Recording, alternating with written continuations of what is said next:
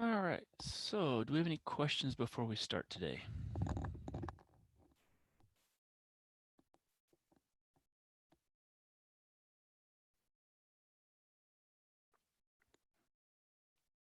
right, hearing none.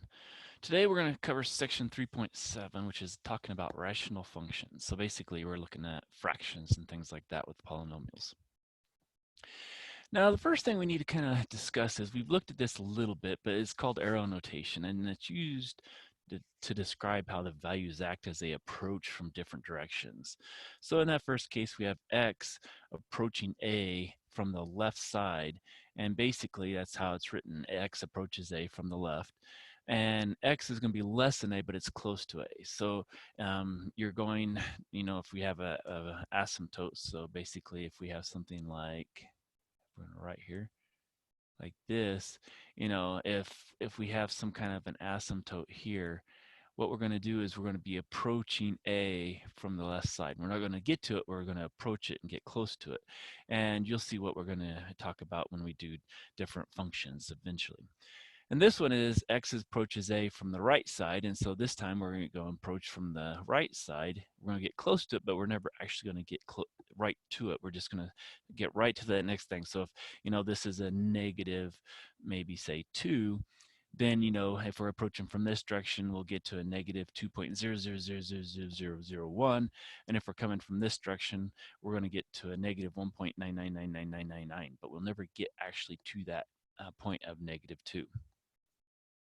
Now here we can have x approaching infinity and negative infinity. We understand those, basically as it approaches infinity, it increases without bound, and as it approaches negative infinity, it decreases without bound.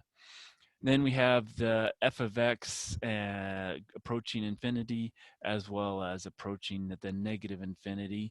And basically, the output is what f of x is, or the y value. That basically increases without bound when it's positive infinity, and it decreases without bound when it's negative infinity.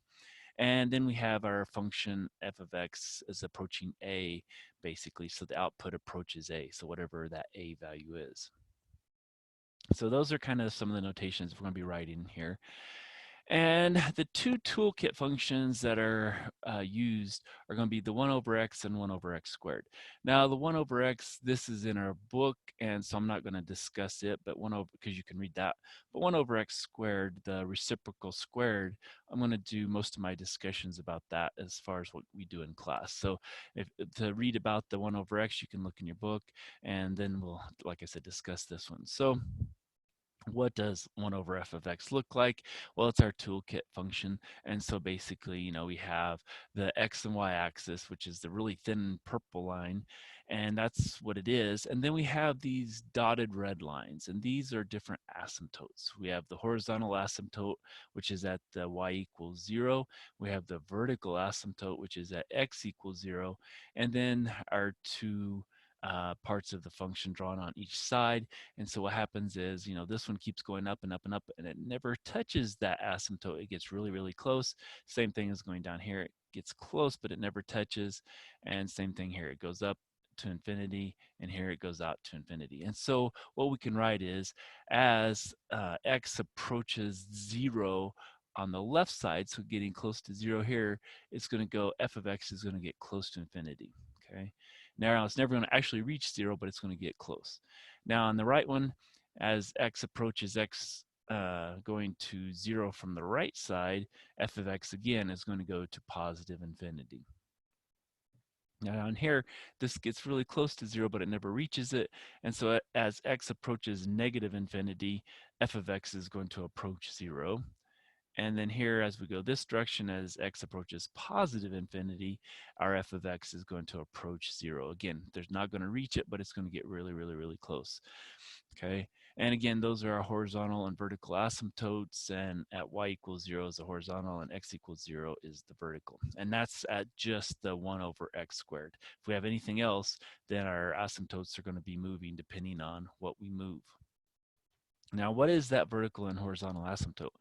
Well, the vertical asymptote basically is a vertical line at x equals a, okay, where the graph tends towards positive or negative infinity as the output approaches that a value.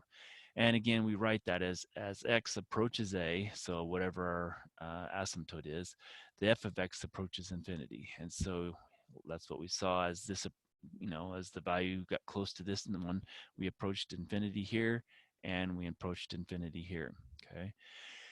And then horizontal asymptote, that's the one where it's horizontal, and it's basically the line y equals b, where the graph approaches the line as the input increases or decreases without bounds. So as we got closer, to negative infinity, it got close to that horizontal asymptote y equals 0, but it never got there quite.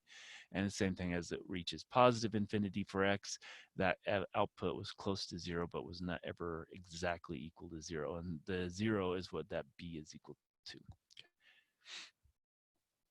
So what we're going to do now is we're going to use transformations. So we're going to have to remember back a while back to graph a rational function. And what we're going to do is we're going to sketch a graph, find the vertical and horizontal asymptotes of the reciprocal squared function that has been shifted. So now we're shifting the 1 over x squared. So originally we have f of x equals 1 over x squared, and we're shifting it right 3 units and down 4 units, okay? So remember, when you're doing with the right, that's going to be dealing with the actual function itself. So then that's going to give us 1 over x minus 3, because it's minus the h squared. So that gives us a right shift. And down 4 units, then we're going to go over here and subtract 4. And so that's going to be our new function. And so basically, what have we done? Well, if we look at our graph, now we've shifted down our right 3 and down 4. So if we shifted right 3, 1, 2, 3, and down 4, 1, 2, 3, 4, that's where our horizontal and vertical asymptotes have been shifted to. So now we're going to have a vertical at that point, and we're going to have the horizontal at that point. And now we can draw in our graph, what it would look like. And again, it's just going to come down here, and we're just getting a general shape. We're not drawing exact because I can't draw exact on here mainly. And then it would come down, and it's going to go out that way. And so again, we're still going to have, as x approaches, now instead of the 0, it's going to be as x approaches, now it's 3 from the left, then our f of x is going to approach infinity. And here, as our x approaches 3 from the right, our f of x is going to approach infinity. And then here, as x approaches negative infinity, then we have our f of x approaches, now this is at -4, and here, as x approaches positive infinity, our f of x approaches the -4, okay? So that's how it's working. So our horizontal asymptote is the y equals -4, and our vertical is x is equal to, now this is a +3, okay? Now we'll figure out how to get those, more directly as we go, but at this point, that's how it worked, because what we did was we moved everything to the right, and so that became at this point, and we moved everything down, and so that one went down with the graph itself. So eventually we're going to learn how to figure out what those are based on the actual equation of the graph. All right, so what is a rational function really? Well, it's basically just going to be our two polynomials, p of x over q of x, where p is basically all the leading coefficient times x to the whatever power it is, plus the next one down, plus the next one down, all the way to we just have a coefficient and no variables.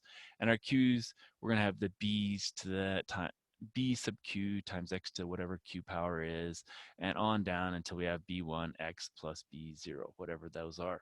And again, we can't have our denominator equal to 0, so basically our q of x cannot equal 0. So it's just going to be some polynomial over another polynomial, and that's going to be a rational expression. So to kind of get an example of that, we're going to use this application problem to write a rational function. So it says there are 1,200 freshmen and 1,500 sophomores at a prep rally at noon. So after noon, or after 12 p.m., the 20 freshmen start arriving at the rally every 5 minutes, and 15 sophomores leave the rally. Find the rate of freshmen to sophomores at 1 p.m.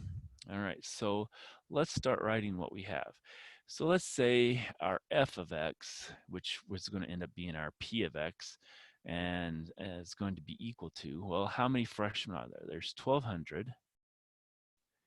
And then it says after noon, 20 arrive every 5 minutes. So then what we can say is we're going to add 20 every 5 minutes, and that's going to give us our a fraction here. And then if we take that times x, then we can figure out how many minutes later it is, how many are going to add to it, basically. And so we need that x to get the fractional percent or fractional number of times however many minutes later we're going to do. And then the sophomores is the same thing. So let's say s of x is going to be 1,500 sophomores. Now they're losing, and they lose 15 every 5 minutes. And so if we take that times x as well, we'll know how many we've lost after x number of minutes. And so then our overall function, I don't know, let's call it r of x since it's a rate. So r of x is going to be equal to 1,200 plus, well, 20 over 5, that's going to give us 4x over, and now we have 1,500 minus, well, 15 over 5 is 3x. And so now we can actually figure out what the rate of freshmen to sophomores is at a specific time, 1 p.m. Well, if we started at noon and we went to 1 p.m., that means x is 60. So r of 60 is equal to 1,200 plus 4 times 60 over 1,500 minus 3 times 60.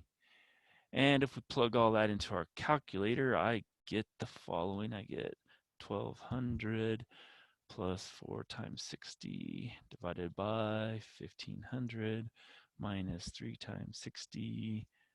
Give me a fraction. I get 12/11ths. So that's going to give me 12 over 11 is my ratio of the freshmen to the sophomores. Okay.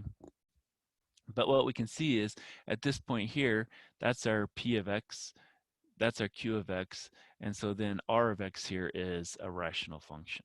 Okay, and so that kind of gives us what a general one example of what this actually is, instead of just all letters and stuff like that. So it makes it easier to kind of see it as an application where we can have, you know, one function over another to get the whole rational function.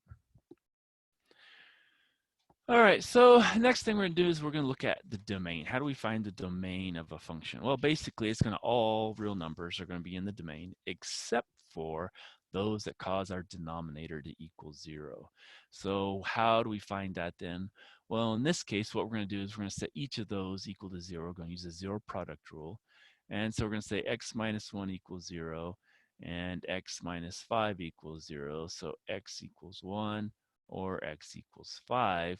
So our domain is going to be all real numbers except x equals 1 and x equals 5. Those are going to be the two numbers that won't be in our domain because those are going to cause us to have zeros in the denominator. Okay, and these are also going to help us once we find those are going to, depending on what our numerator is, they could be actually our vertical asymptotes. And so what we're going to look at now is how to identify vertical asymptotes from a rational function. So if we look at this, that's a rational function. That's some p of x over our q of x. And so if we're given a rational function, what we need to do is identify vertical asymptotes. So always first thing you're going to have to do is factor your numerator and denominator. Well, our previous one, it was already factored for us, so we didn't have to worry about that. Then we had to note restrictions on the domain of the function, which is what we did. We found that x couldn't equal 1 or 5. And then we need to reduce the function by canceling any like terms in the numerator and denominator. Well, there were no like terms, so we couldn't cancel anything out. Now note that any values that cause the denominator to be 0 after canceling are where the vertical asymptotes are going to be occurring. Okay, well that means that our vertical asymptotes in this case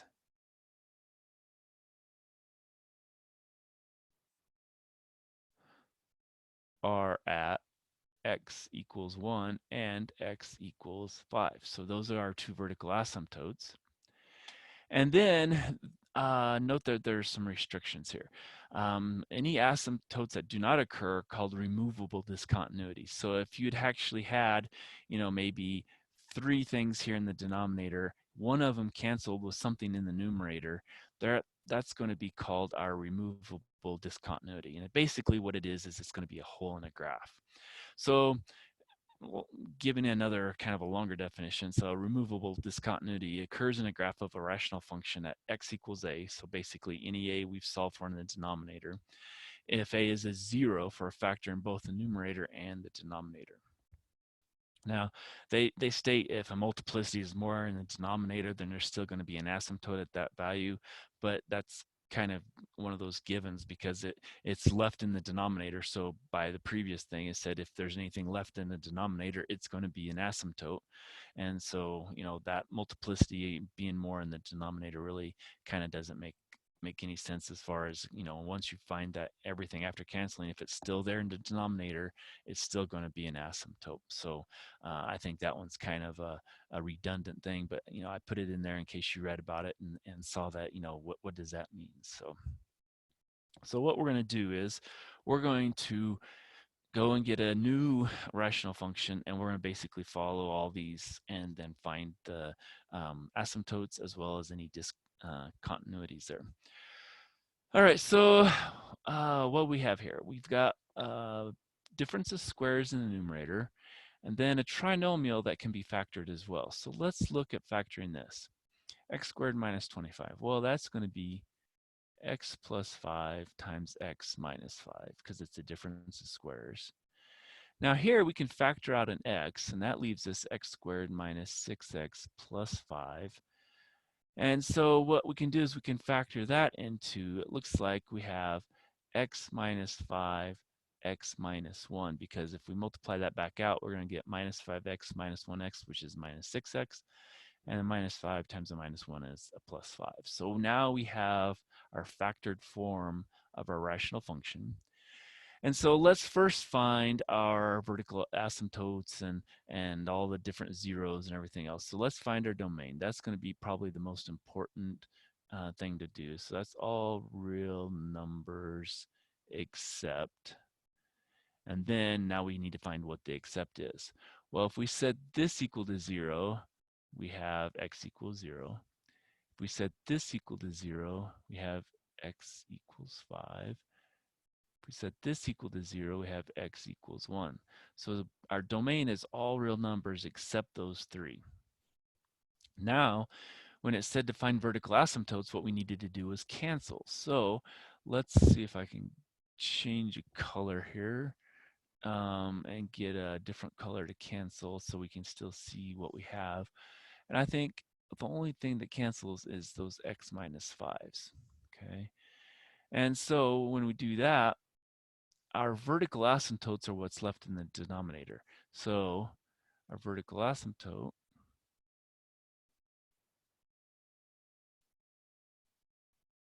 are, and we have x equals 0 and x equals 1 because the x minus 5s are gone.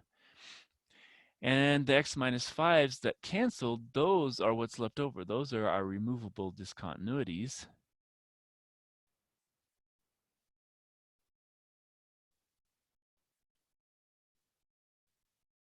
And that is just at x equals 5. And so if we drew our graph of this, when we have that x equals 5, basically if we, if we drew something and it, I don't know, came down like this, what's going to happen is at x equals 5, there's going to be an open circle there. And so that would be our discontinuity. Whereas maybe, this is our vertical asymptote there, and maybe it came back down over here or something like that. But, that's going to be our discontinuity. Now, this isn't the graph of this. This is just something drawn so I can show you a vertical asymptote as well as a discontinuity. Okay, and so that's what we've done. We've first had a factor, and then after that we found our domain, and so that was all real numbers except for those three. And then we canceled, and so then that way we knew our discontinuity was the thing that canceled, so that was our x is equal to 5. And then the other two are the vertical asymptotes, x equals 0 and x equals 1. Okay, and so those are going to help us when we get to the point of drawing a graph or going from a graph to a rational function. All right, so horizontal asymptotes are a little bit more difficult. Not hard, but just, more thinking involved. And so basically they describe the behavior of a graph as input gets very large or small. So when we go either left or right on the graph, as x goes to negative infinity or positive infinity, these are kind of what help describe the behavior there. So our first one is if the degree of the denominator is greater than the degree of the numerator, we just have a horizontal asymptote at y equals 0. So if, the numerator is maybe 2, but the denominator is 3, then denominator is greater than, and so then we just have that horizontal asymptote at y equals 0. Now, if the degree of the denominator is less than the degree of the numerator by 1, what happens is we get this neat thing called a slant at slope. And it's going to be basically a horizontal asymptote that's kind of moved up at an angle. And so, we might have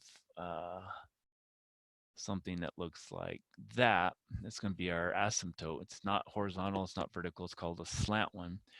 And we can find the equation of this line basically by doing long division. So we take and find the numerator divided by the denominator, and the quotient part only, not the remainder or anything else, just the quotient is going to be the equation of the line. And that's why it has to be different by only 1, because then you'll have like maybe an x cubed over an x squared. So their difference is 1. And so when you take x squared into the x cubed, you're going to have x, and then your rest of your stuff is going to give you something. And when you set that quotient up here equal to y, that's going to give you some form y equals mx plus b, and that's going to be the equation of this line. And then the final one, if the degree of the denominator equals the degree of the numerator, then we have a horizontal asymptote at, basically we take, what's the leading coefficient of the numerator divided by the leading coefficient of the denominator, simplify that, and that's going to be what our horizontal asymptote is going to be at. So if we had something like, 3x cubed, whatever, over a 4x cubed, then our leading coefficients are 3 over 4, and so then our horizontal asymptote is going to be y equals 3 over 4. Okay, and so that's how we would find that. All right, so a couple of things about rational functions.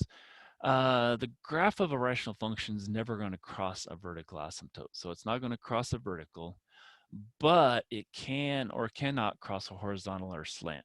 So depending on the problem, you may or may not cross the horizontal or slant, but you're never going to cross the vertical asymptote. So when you're drawing these, you'll never cross those verticals.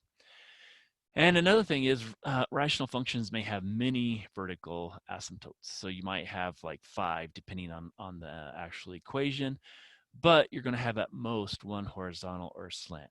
And it's either going to be a horizontal or it's going to be a slant depending on the problem, and you'll get one, whatever it is, either horizontal or slant. Now, the final thing is your end behavior is going to mimic basically the behavior of the reduced end behavior of the fraction. So when your degree of the numerator is greater than the degree of the denominator, so something like, we have this 5x to the fifth minus 3x to the third over x plus 2. What we're going to do is we're just going to look at the pieces here, and the end behavior is going to behave like the reduced form of that. And so 5x to the fifth over x, well, that's 5x to the fourth. And so our end behavior is going to be more like what the 5x to the fourth is there. So that's how we're going to eventually get to figuring that out. Yeah, so that's a lot of words. So now what we're going to do is we're going to just start doing some examples after we do a little bit of more thing. I forgot about the intercepts here. And so intercepts, how do you find intercepts? Well, it's just like we've been finding them all along here. Basically, for the y-intercept, you plug in x equals 0, solve for y, and if it's actual value that'll work, then you can do it. Because, you know, if you had a x cannot equal 0 in the denominator, then you're not going to have actual y-intercept, because that's going to be an asymptote. But if you can have a y equals some value and x can equal 0 in the denominator, then you'll get a y-intercept. And your x-intercepts are kind of unique. If you think about it, I hadn't really thought about it, how they said it in the book, and it's kind of unique.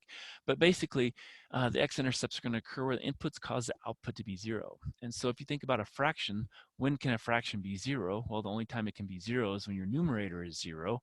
And so your x-intercepts occur when your numerator of the rational functions equals 0. So basically you set your factored numerator equal to 0, use your zero product rule, and get your values for x, and that's going to be all your different x-intercepts. So you might have 1, you might have 3 or 4, depending on what it is. And you might have multiplicities, and those multiplicities will help you draw a graph eventually. Okay. So let's do our example we've been working with, our f of x equals the reciprocal squared function when it's shifted down right, or shifted right 3, down 4. So that was 1 over x minus 3 squared minus 4. Okay. And what they want us to do is they want us first to write that as the actual rational function. So what does that mean? Well, that means as one fraction, you know, some p over q. And what we have now is we have one fraction minus something else. And if we think about it, 4 over 1 is another fraction. So what we have to do is we have to combine those into one fraction to get some p over q. Then after that, we probably will have to factor it. And then we're going to find our x and our y-intercepts. We're going to find our horizontal and vertical asymptotes. And when we do that, you know, that's going to mean we're going to find our domain, most likely, and things like that. So there's going to be a lot of things we need to do here. So I've got a couple pages set aside for us to work on this one. So to get the rational function, basically we have to add those two together. Well, what's our common denominator? Well, our common denominator is x minus 3, the quantity squared. So x minus 3 squared over x minus 3 squared is what we're going to have to multiply the 4 by. And so that gives us 1 minus 4 times x minus 3 squared over, and then we have our x minus 3 squared. Okay. Now, because we have a squared piece and we have just a value over here, what we're going to have to do is we're going to have to square this, multiply it by 4, and then, or negative 4 rather, and then add it to the 1 to get our numerator simplified. So that gives us 1 minus 4 times, now squaring that, we get x minus 6x plus 9, and that's a squared, wherever that went. And then the denominator is already factored, so I'm not going to multiply it back out again. I'm just going to leave it as it is. Now I'm going to distribute the negative 4. So that gives me a 1 minus 4x squared plus 24x, and then minus 36. And again, that's still all over x minus 3, the quantity squared. Now I've got a 1 and a minus 36, so I can simplify here. And so if I bring it over here to kind of save space, now I have f of x is equal to minus 4x squared plus 24x, and minus 36 plus 1 is minus 35, all over x minus 3, the quantity squared. All right. So now we've got this figured out as much as possible. This, to me, does not look factorable. So once we're having to find the x-intercepts, basically, I think we're going to have to use the quadratic formula because I'm not going to try to factor that out the way it is there. All right. So vertical asymptotes, we can get those. Basically, I don't think 3 is going to be anything. It's not a factor here, so we don't have to worry about any cancellation. And so if I set the denominator equal to 0, what we have is the x minus 3 equals 0, so x equals 3. That's going to be a vertical asymptote. So we got that vertical asymptote, and the multiplicity is equal to 2. Okay. And how about horizontal asymptotes? Well, here we have an x squared term, because if we square that, that's going to be x squared minus 6x plus 9. And here we have an x squared term. And so with x squared terms, we just take our coefficients. And so for the horizontal asymptote, that's just going to be y equals, and now we just take the minus 4 over 1, and so that's just equal to a minus 4. Okay, so that's our horizontal, that's our vertical. What else do they want us to get here? We've written it as a rational expression. Now we need the intercepts. All right, so intercepts, how are we going to get those? Well, I'm going to plug in, first off, I'm going to get the y-intercept. And so that's going to say x equals 0, and then y equals what? Well, if I plug in 0 here, that gives me 0. Plug in 0 here, that gives me 0. So I get a numerator is negative 35. The denominator, if I plug in 0 here, I have a minus 3. I have to square that. That's going to give me 9. And so then my y-intercept is equal to 0 minus 35 over 9. Okay. All right, so I've got the y-intercept, and I've got my horizontal, and I've got my vertical, and I've got my rational function. So now all that's left is the x-intercept, and there might be enough room here to do all that. So what I have to do is I have to set that numerator equal to 0.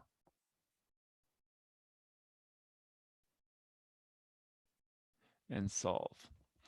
Well, like I said, I'm not going to be able to factor that, so I'm going to have to use the quadratic function. So x equals a minus b, which is 24, plus or minus the square root of, now that's going to be 24 squared minus 4 times a minus 4 times a minus 35 all over 2 times a minus 4.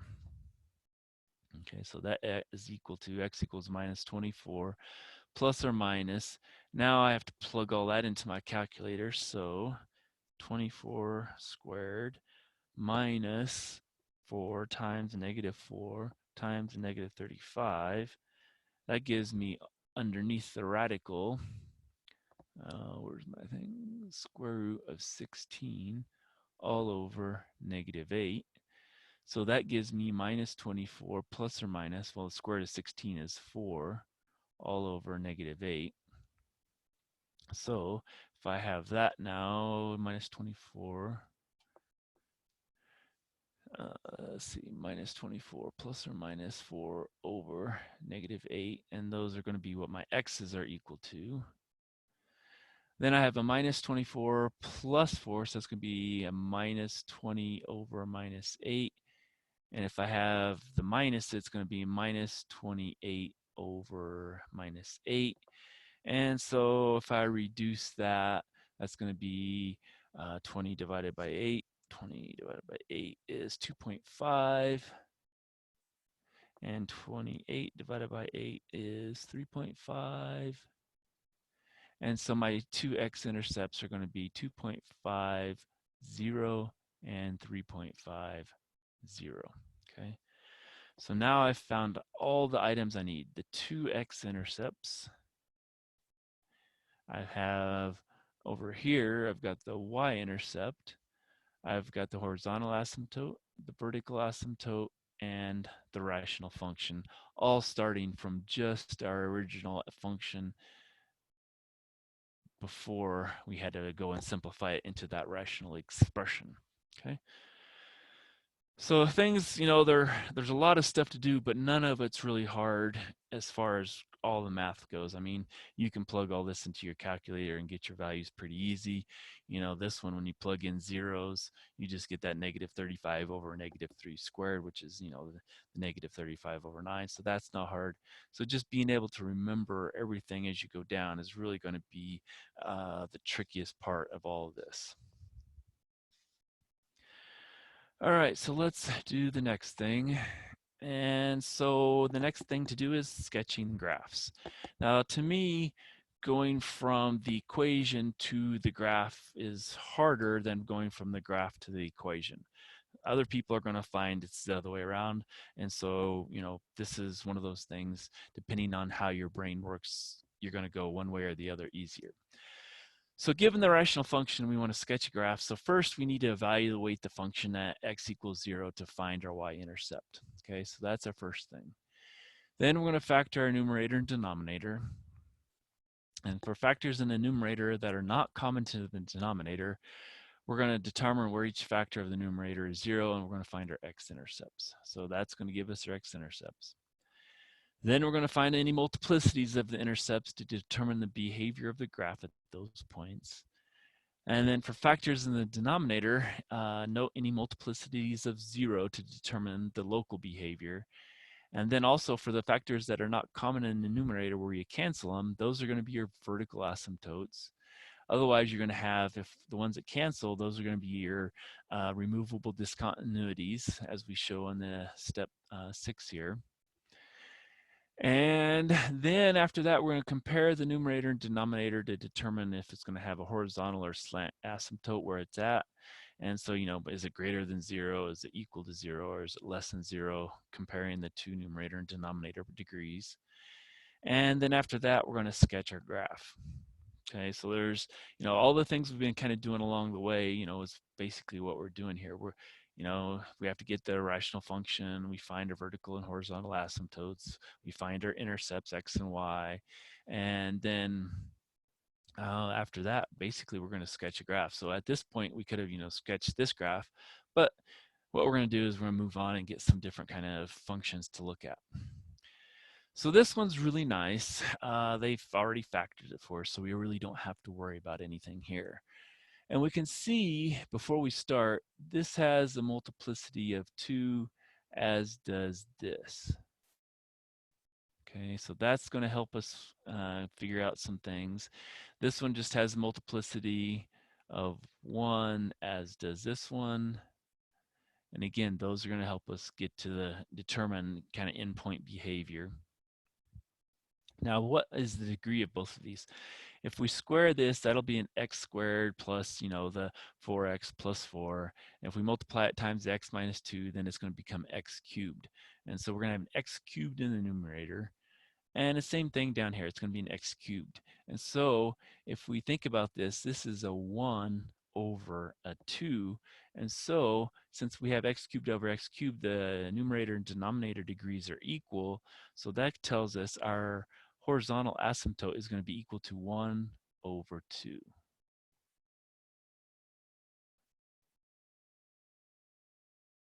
Okay, so that's our first thing we can get, just because we know the degrees are equal, so we can just take and put the 1 over 2, and that's equal to y. All right, so the next thing we need to do is, since these are already factored, can we cancel anything? Well, we have x plus 2 in the numerator, but nothing in the denominator. X minus 2, none of those cancel. And so what we can do from there is we can say, okay, well now we set each of those equal to 0, and we can get our vertical asymptotes.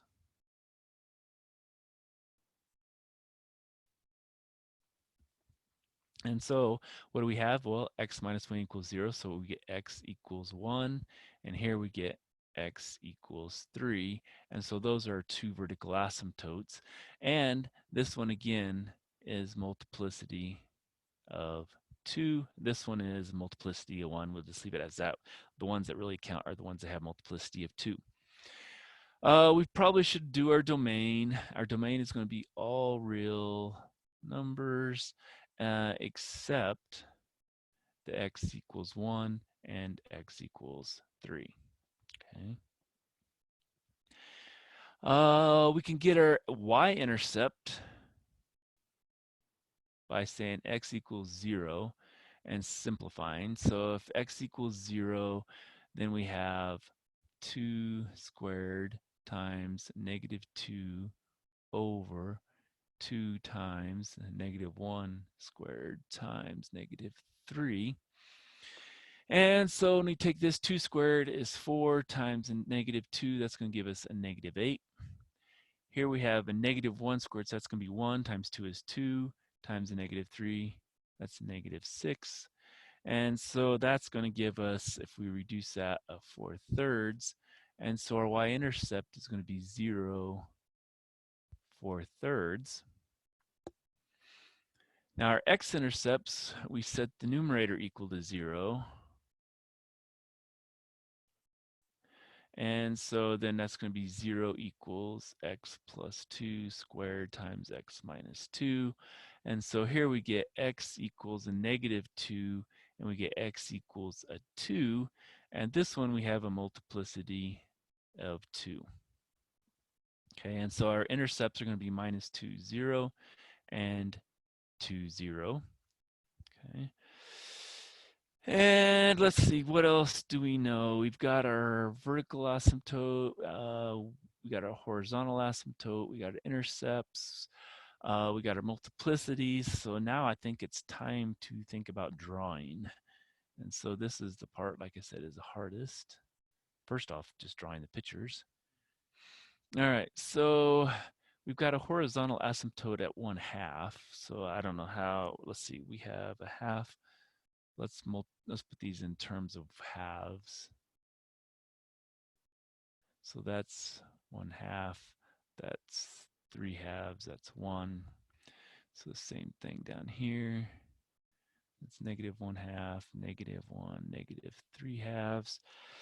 And so then let's say this goes this way. This is 1, 2, 3. Make them bigger. 1, 2, 3. All right, so we've got vertical asymptotes at 1 and 3. So maybe we should make our asymptotes a different color. So we've got an asymptote at 1. And we got one at 3.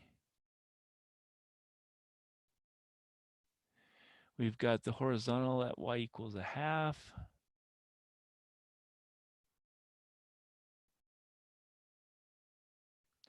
All right. Now let's make our graph actually another color. I don't know. Let's make it green. So we've got an intercept 0 4/3. So that's 1 1/3. So if we draw that on the graph, that's going to be, I don't know, somewhere about there maybe. Well, there. And we've got negative 2, 0 is going to be an intercept. And we've got 2, 0 is an intercept. And let's see, what else do we know? All right, so with our multiplicities, that's going to be a key thing. So now we're going to look at the multiplicities of the denominator. That's really what matters. So with the multiplicity of 2, that means along that asymptote, it's going to be something like that. Whereas if we have a multiplicity of 1, what's going to happen is we're going to probably, usually it goes down on one side and it goes up on the other. Okay, so that's how odd multiplicities work, and this is how kind of even multiplicities work. And so that's going to be kind of a key way we can determine what happens at each of those asymptotes. So at x equals the -1, we're going to have a multiplicity. Both of them are going to go up, basically. At the x equals the 3 asymptote, it's going to kind of have one going up, one going down. So you're going to have one coming down, one going up. And now what we have to do is we kind of have to start drawing our pictures. So we know on this first side over here, and this before the first asymptote, this is going to keep going up, and it's going to come back down through here. It's going to hit this. Now, because the x is negative 2 has a multiplicity of 2, we know it's going to bounce back up. It's not going to go through. It's going to bounce up. So if I can find my marker again here, that means it's going to go bouncing back up, and it's going to keep going off like that. So again, hard to get it to make it look exact, but that's kind of the general idea. Now this one, it's going to come down. It has to go through the 2 because it has a multiplicity of 1. So it's just going to go through it as far as our intercept, and then it keeps going down after that. So this one kind of comes down and then comes over, and it gets close to this, but it never reaches it. Now this one is going to have an odd multiplicity for this asymptote, so it means it's going to come up here, and it's going to go down like this. So our graph, again, it looks something like that. And what I'm going to do now is kind of go to the graphing calculator, because that's a nice thing to check your work to see if you have something that you should have. So going to our calculator, let's clear that. Let me type in what we had. So we had x plus 2 squared times x minus 2, and then in parentheses, and then divided by, and then we'll have 2 times x minus 1 squared times x minus 3 in parentheses. Hopefully I've got everything there. And let's see what it looks like. So that's what it looks like. And what we have, it's kind of hard. Let's see if we can get our window. Let's say that minimum is maybe a -1. Our max is maybe, I don't know, 6. And our y, oh, actually that's our x, sorry. That's what we want for y. So let's say that's a -1, then a 6, and then 1. Let's go back up here. Our x, maybe let's start at a -5. Max maybe is, we're gonna have to have 1, 2, 3. We can have a 10 maybe there. Let's go by 5, see what that does for our graph. All right, so you can see we don't have our asymptotes, but that would be an asymptote there because it's not going to hit. This is going to be an asymptote here. And this is what I was trying to show you. So it comes down here, it hits at that -2, and then it bounces back up. So that's kind of what we're showing here. Now this one, it comes down and it gets close, and if we keep going out to the right, it's going to get close to that asymptote, but it's never going to hit that y equals 1/2. And then we kind of forgot about the bottom part, so let's go down and let's go ahead and put our -10. I guess it's okay now.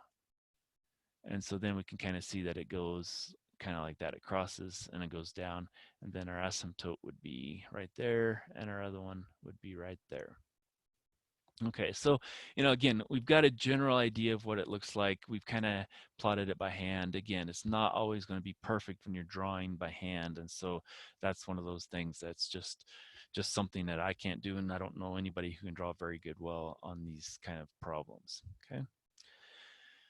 All right, so I didn't need the next page. So then what we're going to do is we're going to start writing rational functions from intercepts and asymptotes. So now we're going to go from a sketch to drawing or writing our rational function. And so basically, if we have a rational function has x-intercepts at x equals 1, x1, x2, x3, all the way to xn, and vertical asymptotes at v1, v2, all the way to vm, and no xi and any v sub j are equal, then the function basically is written like this. Okay, so we have some stretch factor again that we're going to have to solve for. And it's going to be x minus x1 to whatever power it is, x minus x2 to that power, all the way times x minus xn to the pn, and then over the appropriate x minus v1, our vertical asymptote, to that power, x minus v2 to that power, and so on. And then p and q are determined by end behavior of the graph. So, if you have two of them, going like this, then you know that's going to be an even, so it's going to be a 2.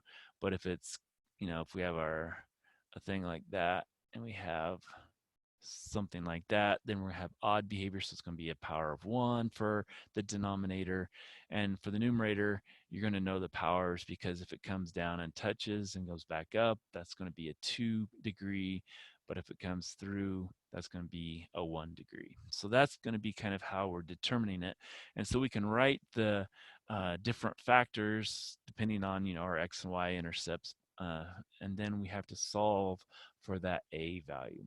And that a value, basically, we're going to choose some other point besides, you know, these x's or v's. And usually it's going to be the y-intercept if it's possible. Otherwise, we'll have to choose something else. And then we solve for the a like we've done in the past. All right, so this is going to be an example. And like I said, I can't draw the graph, so I'm just going to pull graph from the book.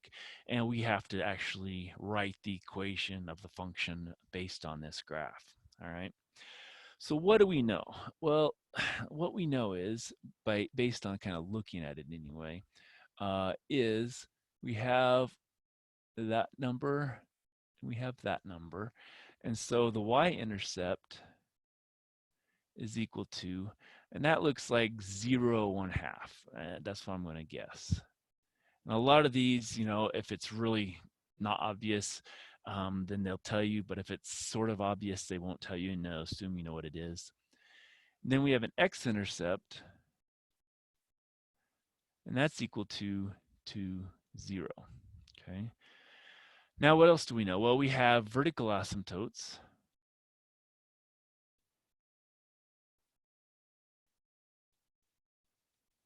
X equals, well, we have the first one at -2, and we'll have the other one as x equals 4. And that's all we can tell for sure as far as what it looks like. So now what we can do is we can start writing it into our function form. So we're going to have some f of x equals. Now we're going to have a, and then we're going to have something in the numerator, because we do have the intercept here, and that's going to be our x minus 2. And because it comes down, hits it, and then bounces back up, we know that that's a squared term. And then we have our two asymptotes here, and so we know that that's going to be x plus 2, x minus 4. Now, do we know anything about those powers? Well, for the 2 one, that one over here, that has one going one way, one going the other way, so that's a power of 1. So the -2, or at this one here, basically, that's a power of 1, so we can just leave it as it is. Now the 4, they both go up, and so that means it's even function, and so that means that's going to be a squared. Okay. And so that's our first step, and now what we need to do is solve for a, and we're going to do that by using that number and plugging it into the equation, or the function. And so f of x is going to be our y, so that's going to be 1/2 equals a. And then we just plug in 0 for x. So then we'll have a -2 squared over, then we'll have a 2 times a -4 squared. So on the right side, a -2 squared is going to be 4, so it gives us a 4a on the numerator. And on the bottom, we have a -4 squared, that's 16 times 2, so that's a 32. So we'll multiply by 32 over 4, multiply by 32 over 4. So a is equal to 4, because that's going to be 32 divided by 4 is 8, divided by 2 is 4. And so our function then is f of x equals 4x minus 2 squared over x plus 2x minus 4, the quantity squared. And so that's as good as we can get for this graph based on what we've done. Now again, if we wanted to, we could check and see, hey, does that look something like what we just decided what it's supposed to look like? And so what we can do is we can go back to our graphing calculator, clear that, and we said it was supposed to be 4 times x minus 2 squared divided by, then we had x plus 2, x minus 4 squared. And so our window, let's do negative 10 to 10. We can do by 2's is fine, and negative 10 to 10 by 2's. I don't know. Let's see what it looks like. All right. And so that's what it kind of really had. We had, that piece in the middle that we went up and back. We had a piece coming over here, and we had this piece over here. And so, based on our graph here, that one, it looks a little more flattened out what we have, but I would say that that fits the equation of all the points that we have given here. How did you know that the x equals 4 was the even This one? Yeah. Because it came down, it hit the graph and bounced back up. And Doesn't so that remember only affect like the multiplicity of the intercept? Like of the 2 that it like hits, that it bounces back up? Because like it goes through the 1/2, so that part is like odd multiplicity, right?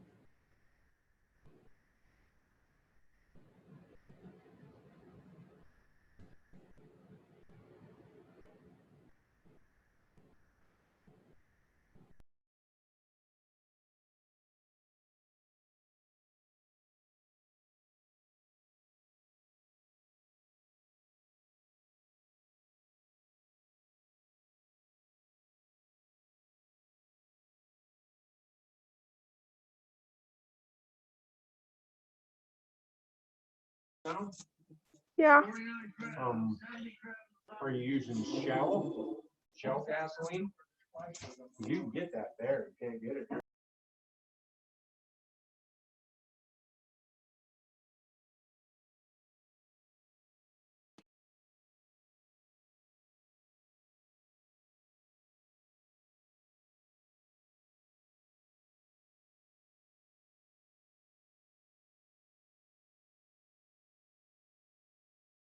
All right, I'm back, I think. Did you hear like the end of my question? I don't know what Nope. happened. I got kicked out, so.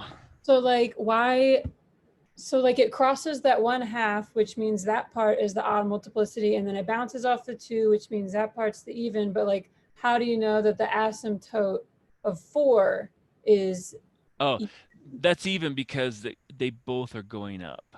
And what does that mean? Oh no. He's gone again. something like that. Whereas if you have,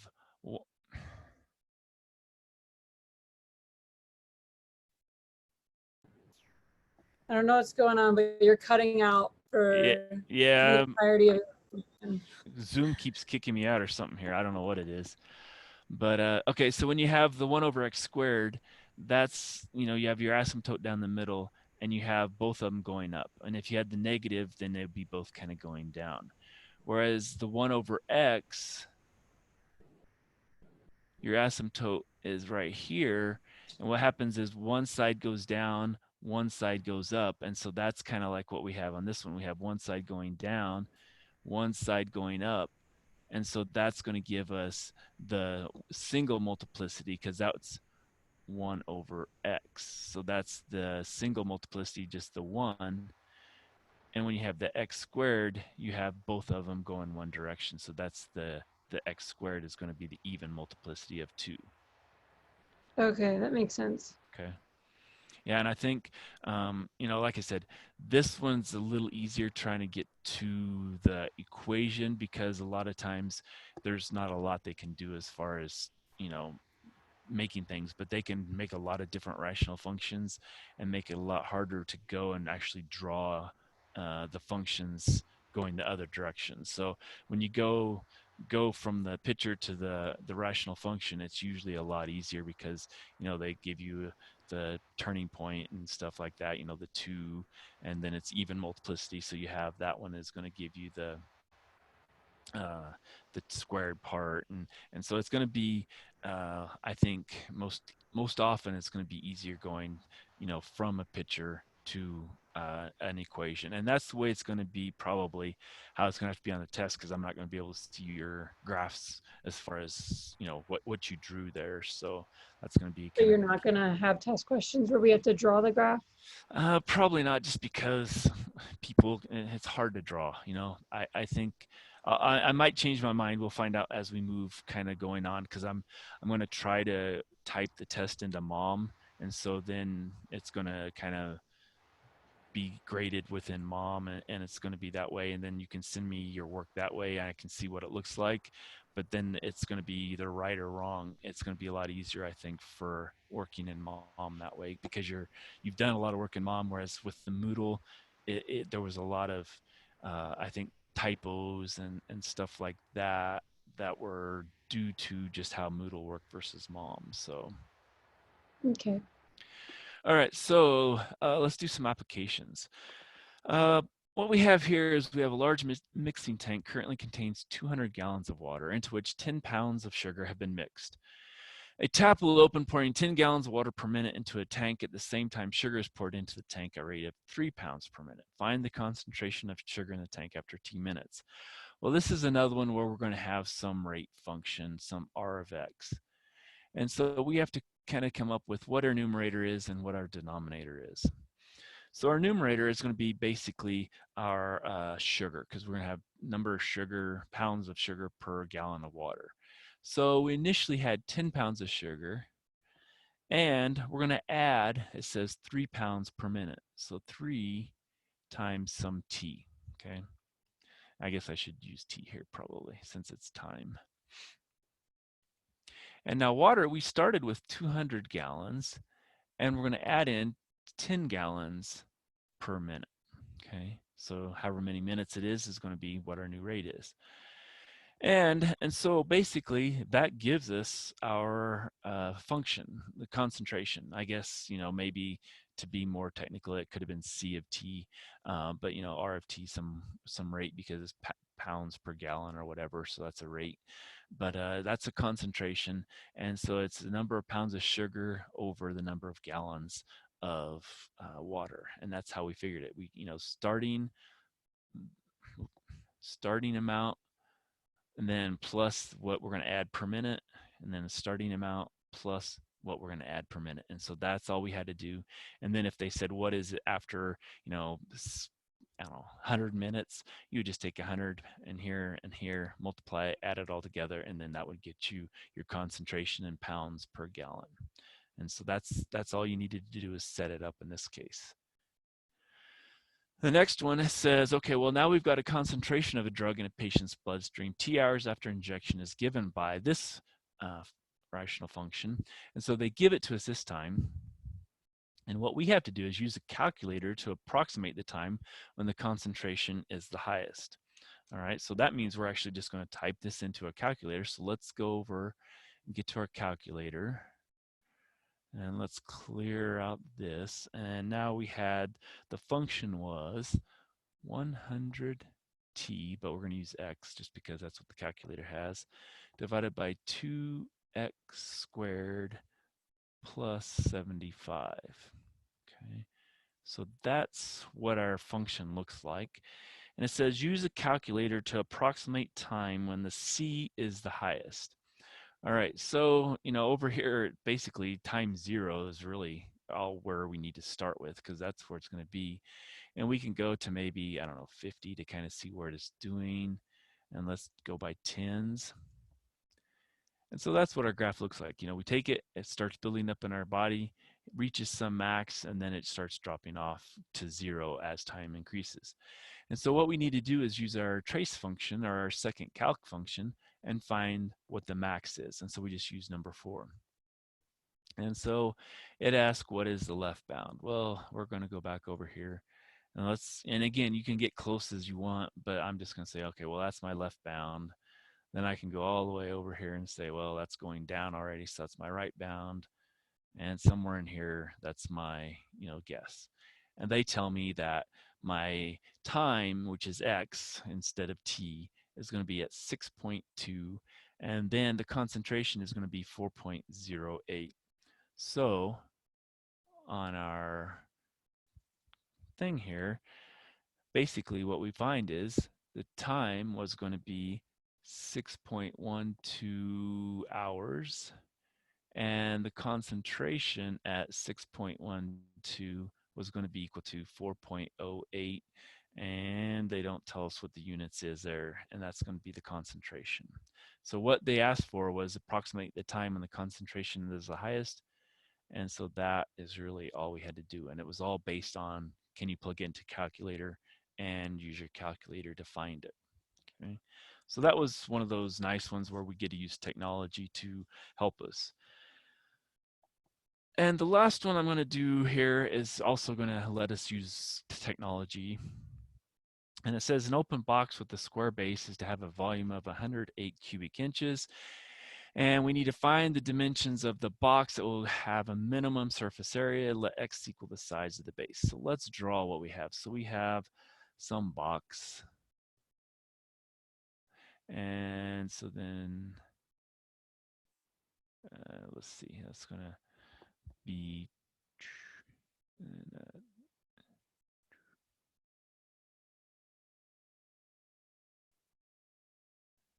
and again, my drawing skills are not the best in the world, but we said that we had an x by an x box.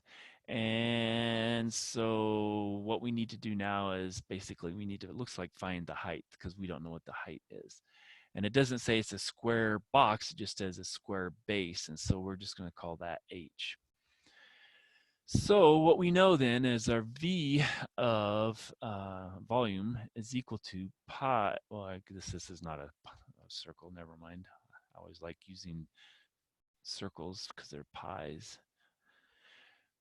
So that's going to be x times x, which is our base, times our height. And so that's going to give us the volume of this box that's really poorly drawn. Well, what do we know? Well, we know volume is 108. And that's equal to x squared times h. And so we can solve for h, because that's what we're looking for. So h is equal to 108 over x squared. Okay. Now it says we're looking at surface area. Well, how do we find surface area of a box? Well, we have to find the surface area of the bottom. We have to find the surface area of each of the sides. But remember, it's an open top, so we don't have to find the surface area there. So let's write out what our surface area is going to equal to. Well, it's going to be to the area of the bottom. Well, that's x squared, plus the area of each side. So h times x. So that's going to be 4 of those because we have 4 sides. So h times x. Now, we know that we're going to use the calculator to do this. So we need to get all of these in terms of x. And so what we can do is we can say, well, h we have solved for down here. So surface area is equal to x squared plus 4x times 108 over x squared. So we're just substituting that in because we know what h is in terms of the volume. And now we can simplify. So one of those x's cancels one of those. And so then we have the surface area is equal to x squared plus 4 times 108 is 432. And then that x canceled that one, so we have over x. And so that then is our surface area, and we want to minimize it. So that means we get to use our calculator. So let me remember that equation, and let's go to the calculator. So that was x squared plus 432 divided by x. All right, so that's that. It looks like we're gonna have to have some big numbers for our thing here. So let's do our x go from maybe -20 to 20 by 10s is fine. And then our minimum, probably -500 because we have that 432. And let's see what that graph looks like. All right, so that's good idea of the graph, and we want to find the minimum. Well, there's not going to be a minimum on this feature, but that will have a minimum on it. So let's do our trace, second calc. We want the minimum, so we want a 3. And so let's find our left bound, maybe keep that. That's our right bound. Our guess is somewhere in the middle. And so it looks like 6108 is going to be our point there. And so if we come back over here, what does that tell us? Well, it said that our x equals 6, y equals 108. So that was at the minimum. And so what do we need to know? We need to know the dimensions of the box. Okay, well, the dimensions of the box are going to be 6 by 6 by, and now we have to plug in our x is equal to 6 here and solve for h. So h equals 108 divided by 36. And if we take that times 3, that's going to give us what h is equal to. So if we come back over here, that's equal to 3. And so this is 3. And so it's going to be 6 inches by 6 inches by a height of 3 inches. And that will minimize the surface area. Again, what we had to do is we had to plug that in our calculator, minimize it, and then we got x was equal to 6.